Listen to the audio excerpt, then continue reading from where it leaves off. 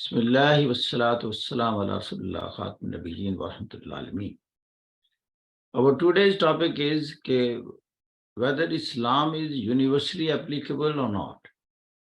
There are certain points raised by the Western Orientalists that perhaps there is some deficiency with respect to Islam in the context of practicability or application at the international level. کہ اس میں کچھ ایسی پابندیاں بہت زیادہ ہوتی ہیں، یہ جو انسانوں کی موجودہ دور کی ریکوائرمنٹس ہیں اس کو فلفل نہیں شاید کر پا رہا، یا شاید یہ ایک ویلفیئر اسٹیٹ جو دنیا کا آبجیکٹو ہے اس کو وجود میں لانے کے حوالے سے یہ اتنا کامیاب نہیں ہے۔ یہ سوالوں کے جواب ہیں۔ اب ہم نے نان مسلم کو پیش نظر رکھ کر یہ بات کرنی ہے آن دا بیسس آف ریشنلائزیشن، دلائل کے ساتھ، کہ ہم اس کو کیسے جسٹیفائی کرتے ہیں کہ دنیا کا یہ سب سے اچھا politico social economic code of life ہے، جو کہ انسان کی اور ریاست کے جتنے بھی فیسٹس ہیں، پہلو ہیں، اس کے شعبہ جات ہیں، یہ ان سب پر بڑا واضح نقطہ نظر رکھتا ہے اور دعویٰ کرتا ہے کہ دس از بیسٹ آف آل۔ اب اس کو ہم نے دلائل سے جو ثابت کرنا ہے، یہی سب سے بڑی بات ہے۔ یہ بہت بڑا چیلنج ہے، کیونکہ دنیا میں کہا گیا ہے کہ جو موجودہ سسٹمز ہیں یہ جنرلی دو بڑے سسٹم سے اٹھے ہیں۔ ایک تو دنیا میں تھا کہ پرائیویٹ اونرشپ کا کانسیپٹ، فری مارکیٹ اکانومی جسے ہم کہتے ہیں، اور اس کے ساتھ liberal democracy, freedom of thought and expression کی باتیں ہوئیں کہ انسان کو آزاد کرو، جو وہ بات کہنا چاہتا ہے اسے بات کرنے کی اجازت ہو، اختلاف کرنے کی اجازت ہو، اور اگر کوئی اختلافی چیز سامنے آئے آپ اس سے ڈس ایگری کرتے ہیں تو دلائل کی روشنی میں آپ ڈس ایگری کر سکتے ہیں۔ پھر دنیا میں آیا شرائعت کا کانسیپٹ جسے ہم پارلیمنٹ کہتے ہیں، کہ ایک ڈیموکریٹکلی الیکٹڈ پارلیمنٹ ہو، وہاں بحثیں ہوں اور وہاں قانون سازی ہو، اور قانون سازی میں انسان آزاد ہو، جو میجورٹی کہے وہ قانون بن جائے۔ اب اسلام میں یہاں اعتراض کرتے ہیں خاص طور پر کہ اسلام میں آپ پابند ہو جاتے ہیں چند معاملات پر، آپ قانون سازی اپنی مرضی سے نہیں کر سکتے، بلکہ بینگ اے ڈیوائن ریلیجن، یہ ایک الہامی مذہب یا ریلیجن ہونے کی حیثیت سے آپ پابند ہو جاتے ہیں کچھ ڈوز اینڈ ڈو ناٹس کے حوالے سے، کچھ اس میں پروہیبیشنز ہیں، پابندیاں ہیں، you have to follow those. اب وہ وہاں ثابت کرنا اصل مسئلہ ہے کہ وہ جو پروہیبیشنز ہیں یا انجنکشنز ہیں، جو ہدایات جسے ہم کہتے ہیں، ڈائریکشنز ہیں، وہ کس حد تک ہم جسٹیفائی کرتے ہیں کہ ان کو ایکسیپٹ کیا جائے اور اس کو اپلائی کیا جائے، یا موجودہ دور کی جو انسان کی بنائے ہوئے قوانین ہیں ان سے ہم کیسے ان کو بہتر سمجھتے ہیں، فائق سمجھتے ہیں، اور سمجھتے ہیں کہ وہ اگر اپلائی کیے جائیں تو دنیا ویلفیئر اسٹیٹ قائم کرنے میں کامیاب ہو سکتی ہے۔ اب بات آ جاتی ہے، ایک ہم جو اسلامک کانسیپٹ کے لوگ ہیں یا اسکول آف تھاٹ کو فالو کرنے والے لوگ ہیں، وہ ایک اعتراض کرتے ہیں کہ دنیا نے ابھی تک ویلفیئر اسٹیٹ صحیح معنوں میں بنانے میں کامیابی حاصل نہیں کی، یعنی they are struggling to create a welfare state and to a great extent they have created that, but still the real, welfare state in all respects that has yet to be created۔ تو اسلام دعویٰ کرتا ہے وہ جو ideal welfare state ہے وہ create ہوگی اگر آپ اسلامک اسکول آف تھاٹ کو اپلائی کریں، یہ اس کا دعویٰ ہے۔ اب ہم آتے ہیں ان چند ایک پوائنٹس پر جہاں یہ کہتا ہے کہ میں آپ سے بہتر ہوں۔ مثال کے طور پر پہلے تو ہم نے یہ ثابت کرنا ہے کہ جن چیزوں پر دنیا کا کنسنسس ہو گیا ہے نان مسلم یا نان اسلامک سوسائٹیز یا ممالک کا، وہ جو کنسنسس ہو گیا ہے اس کے بارے میں اسلام کیا کہتا ہے؟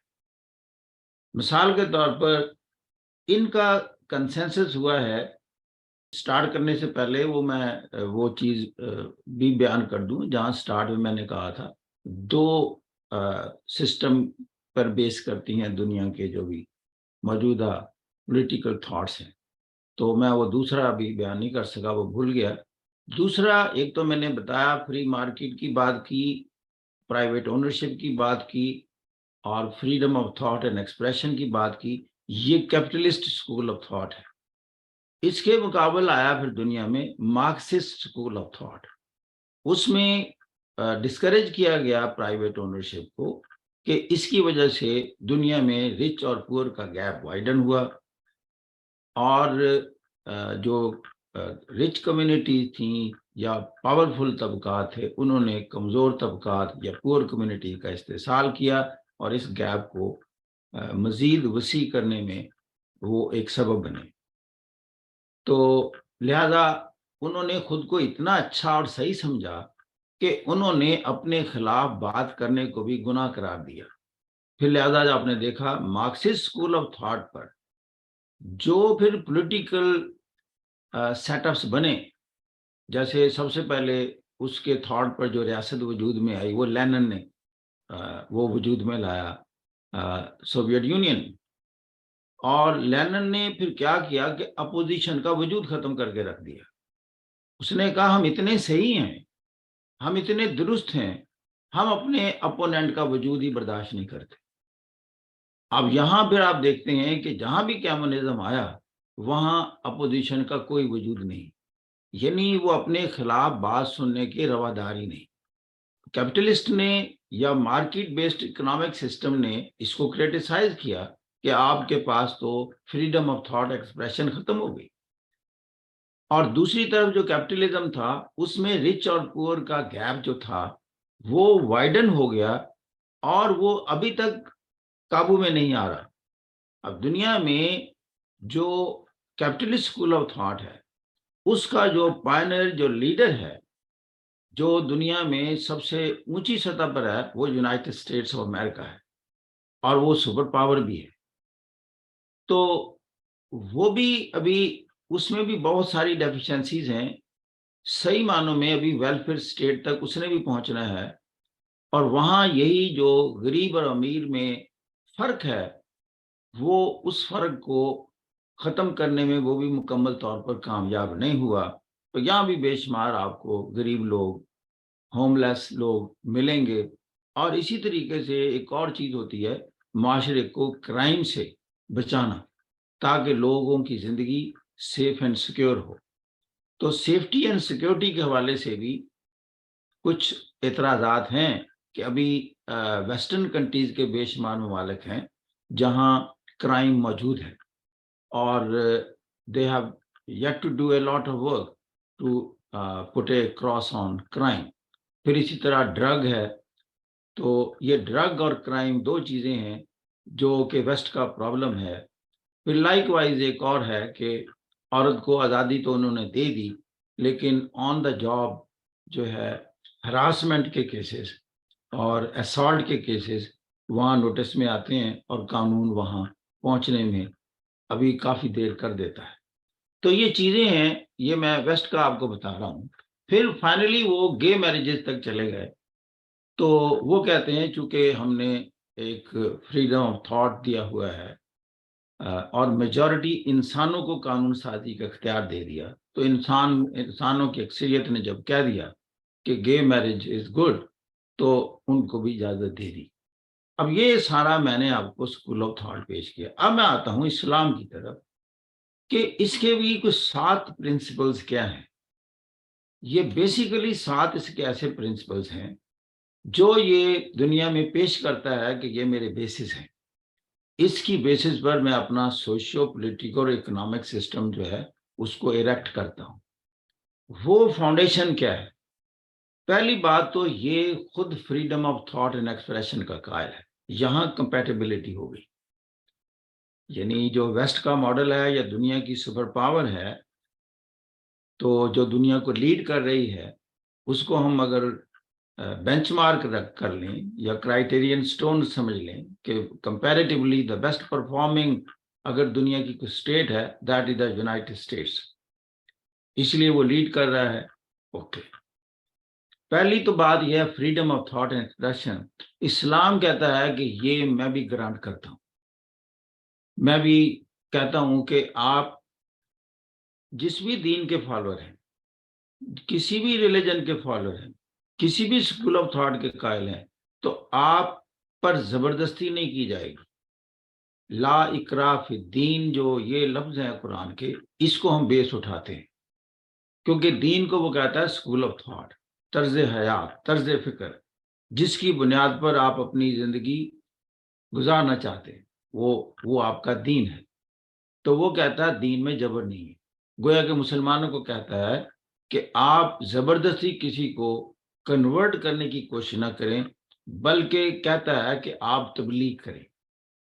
تبلیغ کا مطلب ہوتا ہے یہ ریشنلائزیشن پر بیس کرتا ہے، یہ دلائل کی بنیاد پر لوگوں تک پہنچنا چاہتا ہے، ان کے دلوں تک پہنچنا چاہتا ہے.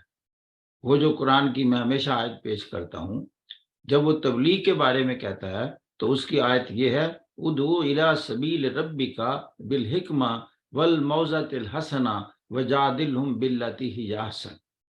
جب میرے راستے میں لوگوں کو پکارو، ادھر بلاؤ، تو حکمت و دانائی کے ساتھ.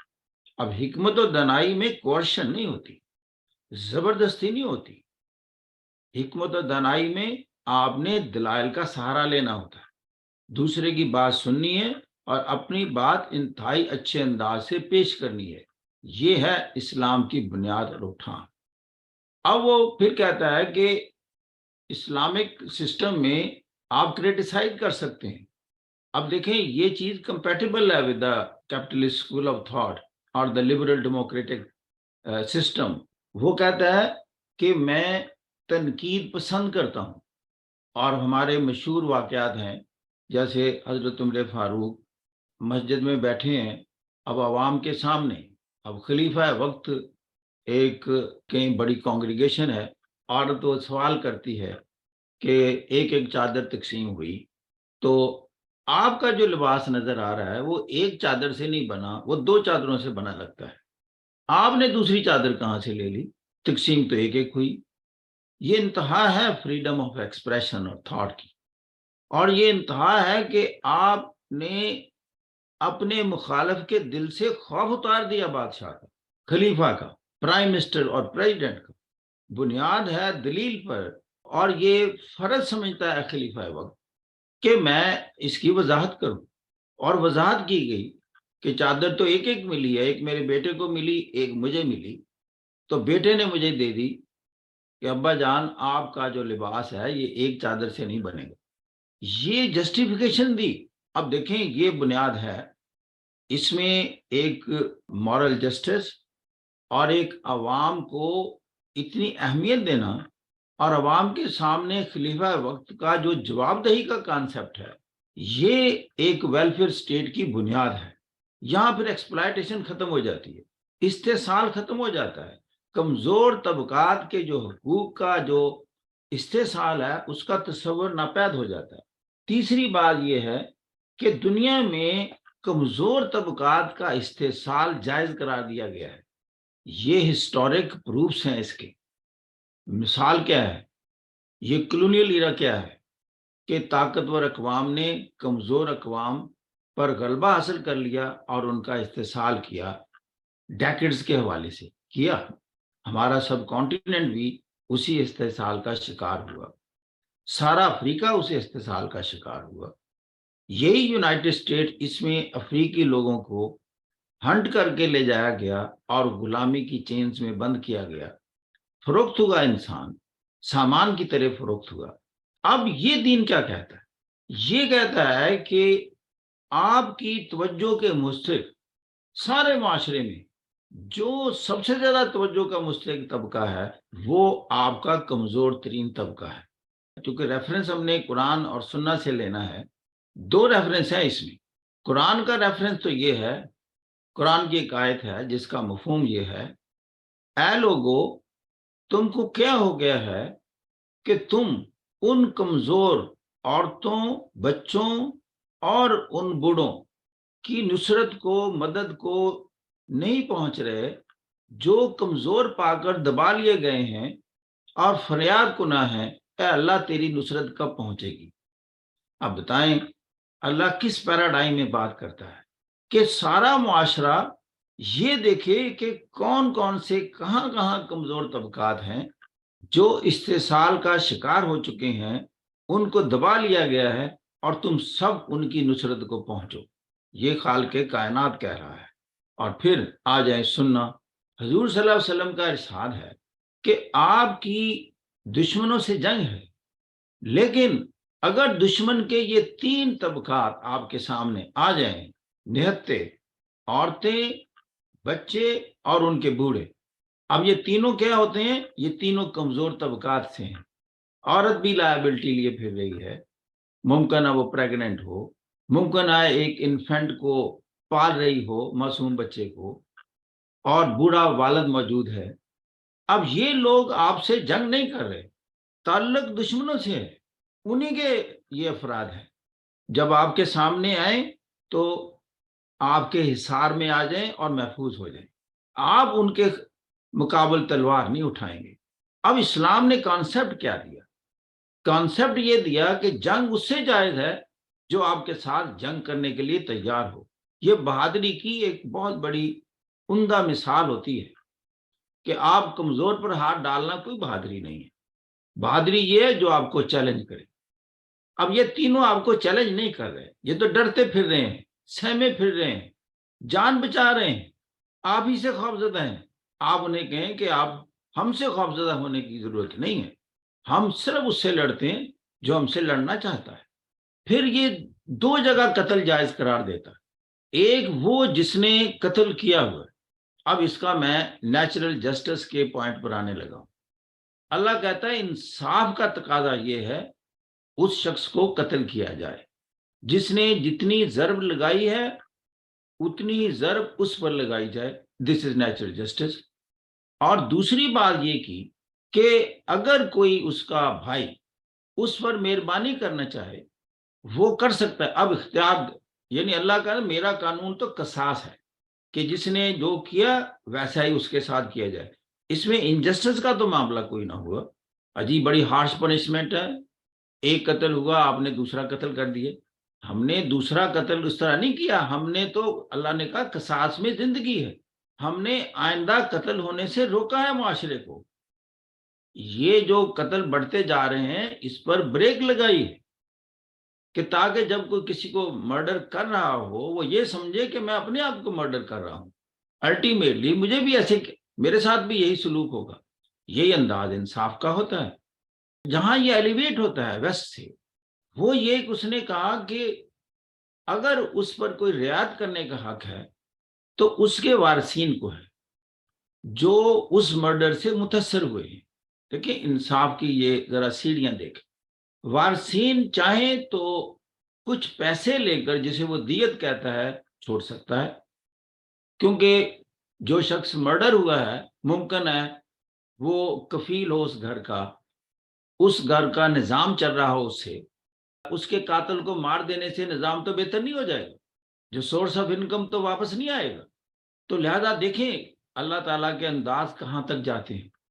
تو وہ دیت پیسے لے کر تاکہ اس گھر کا نظام تو چلے، اور اس کو پینلائز کریں کہ آپ نے ایک سورس آف انکم کو دنیا سے ختم کیا ہے اور پھر آپ سورس آف انکم بنے آپ، اور اس کی دیت کی کوئی مقدار کا تعین نہیں ہے۔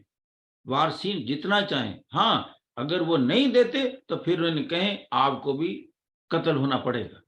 میں لاجیکلی، چونکہ ساری باتیں لاجیکل کرنی ہے، میں اس لیے نہیں کہ میں مسلمان ہوں تو میں نے ہر لحاظ سے ڈیفینڈ کرنا ہے، میں اس میں ریشنلائزیشن کے ایلیمنٹ دیکھتا ہوں۔ میرا اس ریلیجن میں جو حسن و خوبی ہے اس کو میں آشکار کرنا چاہتا ہوں۔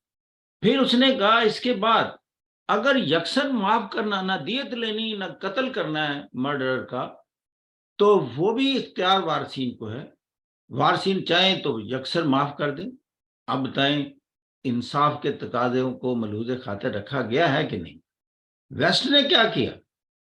ویسٹ نے کیا کہ قانون سازی اسٹیٹ نے کر لی کہ اس کو کیپٹل پنشمنٹ نہیں دی جائے گی، مرڈر کو یعنی قتل نہیں کیا جائے گا، اس کو امپریزنمنٹ دی جائے گی۔ تو میں کہتا ہوں کہ انصاف کا تقاضا یہ ہے کہ وارثین سے پوچھا جائے، اسٹیٹ متاثر نہیں ہے، یہ کیس اسٹیٹ کا نہیں ہے۔ کوئی شخص قتل ہوتا ہے تو اسٹیٹ متاثر نہیں ہوتی، متاثر کون ہوا ہے؟ اس کے وارثین، جس گھر کا وہ فرد قتل ہوا ہے، جس کا باپ قتل ہوا ہے، جس کا خاوند قتل ہوا ہے، جس کا بیٹا قتل ہوا ہے، وہ متاثرین ہیں۔ جب آپ ان سے پوچھیں گے تم کیا کہتے ہو، ٹھنڈ ان کو پڑے گی، اسٹیٹ فیصلہ کرتی ہے کہ نہیں اس کو قتل نہیں کیا جائے گا۔ پھر آ جاتا ہے ایک لفظ نیچرل جسٹس۔ یہ جو گے میرجز کا کانسیپٹ آیا ہے، اس میں آپ دیکھیں کہ خود انسان کا جو وجود ہے، جو شخص گے میرجز کے حق میں بات کر رہا ہے، وہ دنیا میں کیسے آیا؟ وہ ایک نیچر کے سسٹم کے تحت آیا، جس میں میل فیمیل کا کانسیپٹ ہے، ان کا ملاپ ہے، اور اس توسط سے اس کا وجود دنیا میں آیا جس پر وہ فخر کرتا ہے اور ایک بہت بڑی اینٹی سمجھتا ہے، اور اس کے آباء و اجداد جس انداز سے دنیا میں تشریف لائے، اور ان کے آباء و اجداد جس دنیا سے تشریف لائے، اور مزید اس کے بچوں نے آگے، اللہ تعالیٰ تو افزائش کا قائل ہے، اس نے میل فیمیل کا جو کانسیپٹ پیدا کیا، سارے جانوروں میں پیدا کیا، پودوں میں پیدا کیا، یہ نر اور مادہ کا تصور پودوں میں، اس لیے کہ نیچر بتا رہی ہے کہ نیچر افزائش کی قائل ہے۔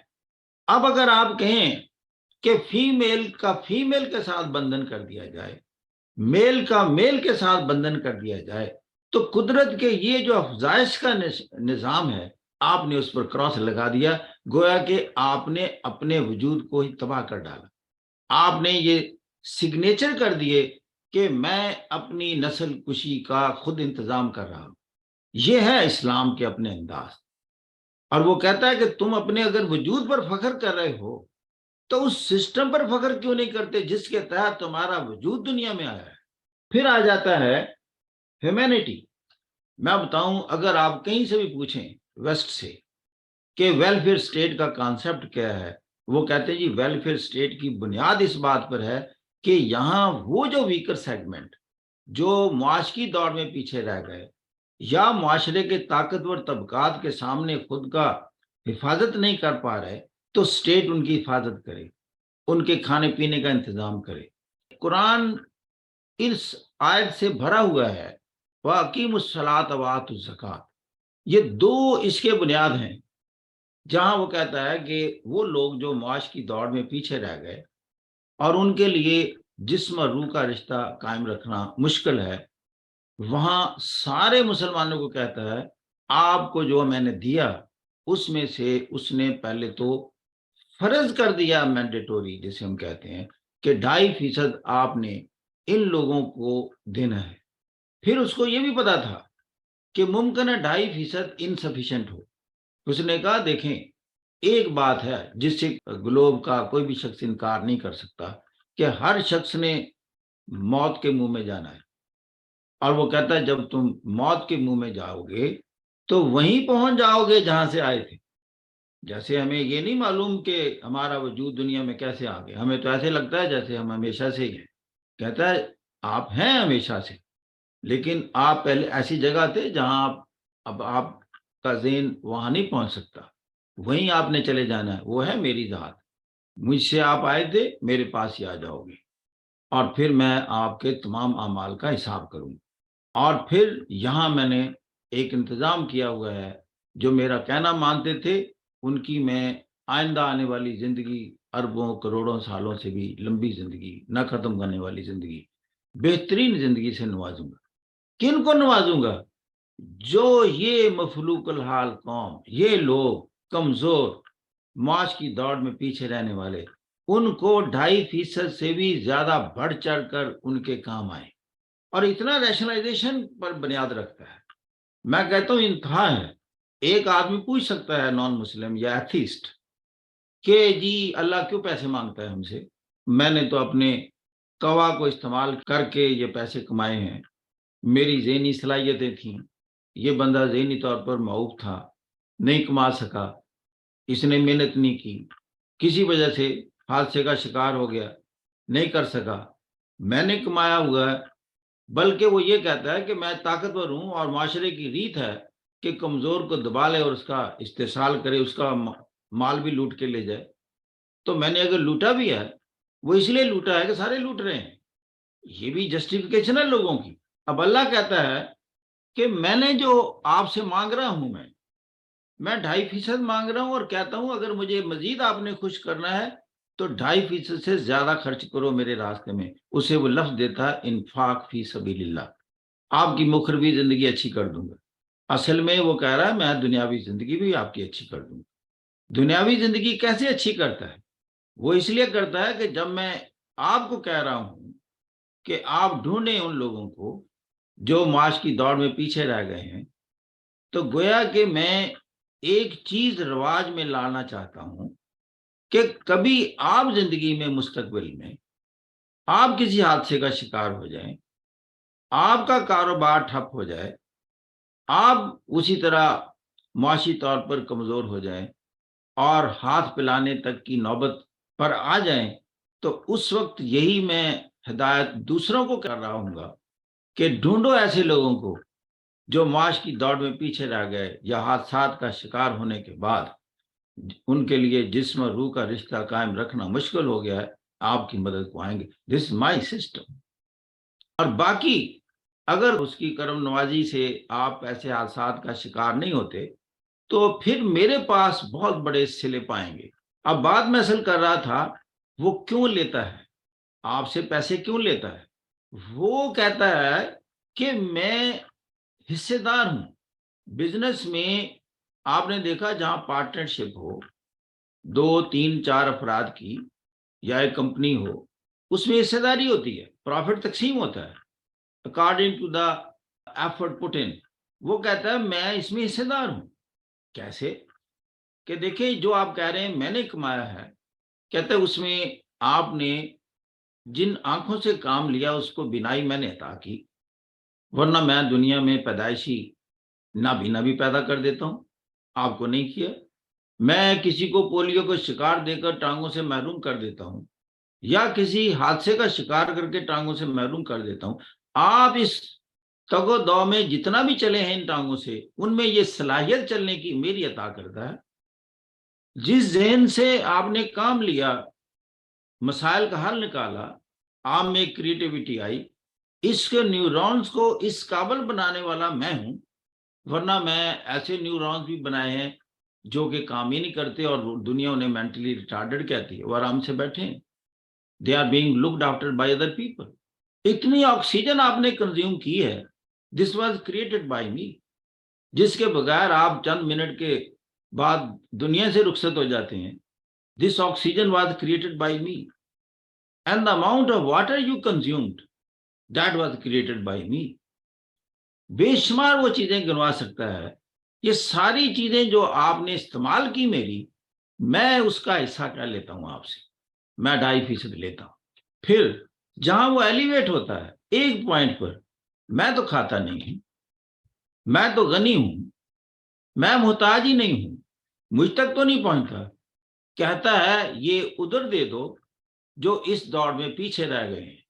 یہی زندگی ہے, یہی امتحان ہے نا بنتا ایسے خدا کے سامنے سجدہ کرنا جو اتنا بے نیاز ہے, جس کی کوئی ضرورت ہی نہیں ہے, لیکن وہ لک آفٹر کیسے کر رہا ہے کہ میرے سسٹم کے تحت تخلیق اس کی ہوتی ہے, مجھ پر ذمہ داری ہو گئی ہے کہ میں اس کے کھانے پینے کے انتظامات کروں. تو اسی ذمہ داری کو پورا کرنے کے لیے میں نے ایک ڈیوائن سسٹم بنایا, انبیاء کی ایک چین بنائی, اور ان کے ذریعے اور اپنے فرشتوں کے ذریعے اور اپنے براہ راست کلم کے ذریعے یہ ہدایت آپ تک پہنچائیں کہ how to create this globe a welfare globe. Welfare state تو معمولی بات ہے, وہ ویلفیئر گلوب کا قائل ہے, تبھی تو یا ایھا الناس کہتا ہے. کیوں کہ وہ گلوب کا کریٹر ہے, گلوب کے ہر ذی روح کا کریٹر ہے, پودوں کا کریٹر ہے, جانوروں کا کریٹر ہے, انسانوں کا کریٹر ہے. اس لحاظ سے اس میں ایک توازن چاہتا ہے, اور جتنا بیلنسڈ ایکو سسٹم کا خالق کائنات قائل ہے اتنا تو شاید انسان بھی نہ ہو. انسان نے تو اس ایکو سسٹم کو تباہ کیا، اس کو ڈیگریڈ کیا، گلوبل وارمنگ کے ذریعے اس میں کلائمیٹ چینج کا سبب بنا اور تباہیاں پھیلا دی. لیکن اللہ کہتا ہے ایسا کوئی کام نہ کرو جس سے دوسرے متاثر ہوں. لیکن آپ نے پروفٹ میکسیمائزیشن کے پیش نظر ایسی ایسی ٹاکسک گیسیں پھیلا دیتے ہو، آپ کو ذرا احساس نہیں ہوتا کہ یہ کس طرح دوسروں کو نقصان دیں گی یہ گیسز. یا انڈسٹریل ویسٹ ہیں، اتنے ایکسٹریم ٹاکسک ہیں، زمین میں پھیلاتا جا رہا ہے، لیچ ڈاؤن ہوتے ہیں، انسان پمپ آؤٹ کر کے پی جاتا ہے، بے شمار بیماریوں کا شکار ہو جاتا ہے. اللہ کہتا ہے میں تو حساب لوں گا. آپ نے اس کو ریسائیکل کیوں نہیں کیا؟ آپ نے کیوں دوسرے انسانوں کے لیے چھوڑ دیا؟ اور 7واں پوائنٹ اس کا ہوتا ہے یہ سیکولر اور پلورل اپنے فطرت میں ہے. اب یہ لفظ سیکولر ویسٹ کا لفظ ہے، لوگ سمجھتے ہیں یہ سیکولرزم کہاں آ گیا؟ کیوں مائیکل ایچ ہارٹ نے لفظ استعمال کیا کہ اسلام اپنی فلسفی میں سیکولر ہے. وہ کس کو سیکولر کہتا ہے؟ یہ نہیں کہتا کہ انسان قانون بنانے میں آزاد ہے. وہ سیکولر اس لیے کہتا ہے کہ یہ اپوزٹ اسکول آف تھاٹ کو جینے کا حق دیتا ہے. اس میں دوسرے مذاہب کے لوگ وہ اس اسٹیٹ کا حصہ اگر بن جائیں تو وہ محفوظ ہو جاتے ہیں. ریاست مدینہ جب وجود میں آتی ہے اور حضور نے یہ چیز یہ گرانٹ کی، جیوز کو یہ گرانٹ کی، جو جیوز کے قبائل اسلامک اسٹیٹ کا حصہ بن گئے ان کی حفاظت اسلامک اسٹیٹ کے ذمے آ گئی. This is the secular and the pluralist concept of Islam. اب میں بتاؤں ان بنیاد پر میں کہتا ہوں کہ یہ یونیورسلی اپلیکیبل ریلیجن ہے.